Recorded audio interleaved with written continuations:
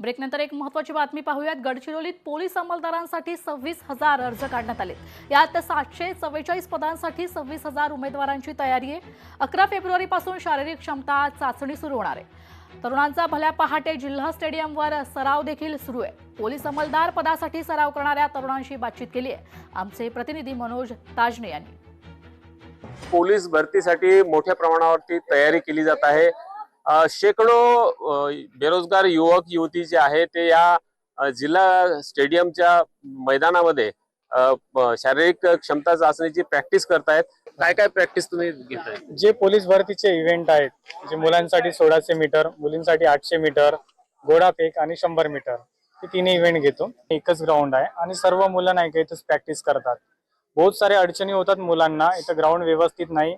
इथं आमदाराकडे आम्ही गेलो, खासदाराकडे गेलो 1-1.5 वर्षापासून की सर वॉशरूमची मुलींना व्यवस्था करून द्या, मुलांना व्यवस्था करून द्या। ते फक्त हो म्हणतात आणि समोर काही करत नाही।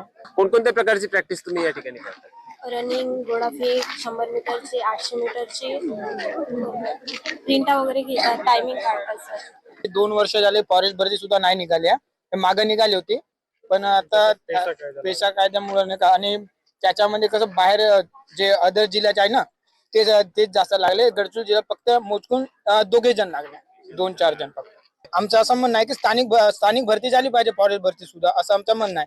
जसं पोलीस भरती स्थानिक भरती आहे ना, तसं फॉरेस्ट भरती सुद्धा स्थानिक भरती झाला पाहिजे, जेणेकरून जिल्ह्याच्या लोकांना स्थान मिळालं पाहिजे। स्थानिक युवकांसाठी आरक्षित जागा असाव्या अशी यांची मागणी आहे। मनोज ताजने, लोकशाही मराठी, गडचिरोली। लोकशाही मराठी, ऐका, पहा, जागरूक रहा।